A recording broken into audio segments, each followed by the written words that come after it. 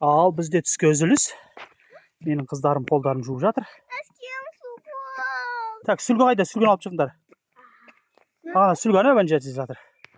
Так, бізде түскі ас, паштет, шұжық, колбаса, майонез, құрт, печенье, кетчуп, нан, лепешка, пирог.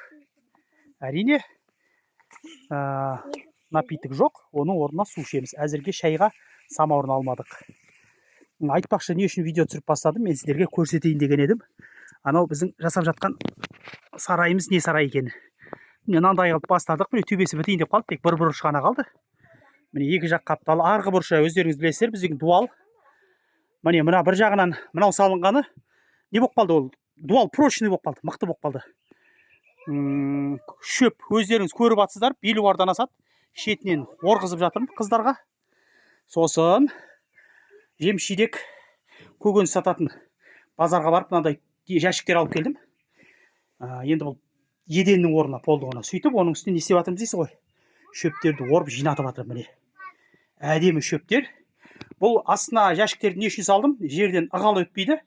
Шөп шіри қоймайды. Яғни астынан да ауа келіп құрғақ болып тұрады. Міне Құдай нәсіп етсе, осындай бізде шөп қора шықты. Алдында әркім әртүрлі айтқан, біреу мал қора деді, біреу әртүрлі деді. Анау деді, мынау деді, шайхана деді, шай ішетін деді. Жоқ. Бұл бізде шөп сарай болып шықты. Бұған әлі есік жасалады.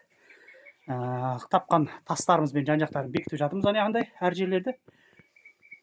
Жәшіктерді әкеп мынандай қылып қойып жатырмыз. Міне осындай.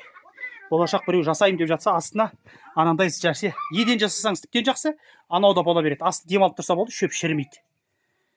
Жасыл күйінде сақтап жинап жатырмыз. Міне Құдай бұйыртса, күннің көзіне кептіргеннен осының ішіне кептірген өте жақсы болады. Нәрі бойында қалады шөптің.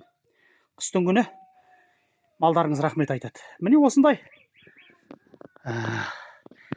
Әлі толық бітпей жатып шөп қора бастап кеткеніміз осы себепті. Мына шөптерді шетінен орып салып жатырмыз. Ал видеоларымыз ұнаса лайк басып қойыңыздар. Білмейтіндеріңіз болса, үйренгендеріңіз болса, біз ризамыз, сіздер бірдеңе үйреніп жатсаңыздар. Міне осындай. Әлі талай нәрсе жасалады. Көп майда шөптер кетеді.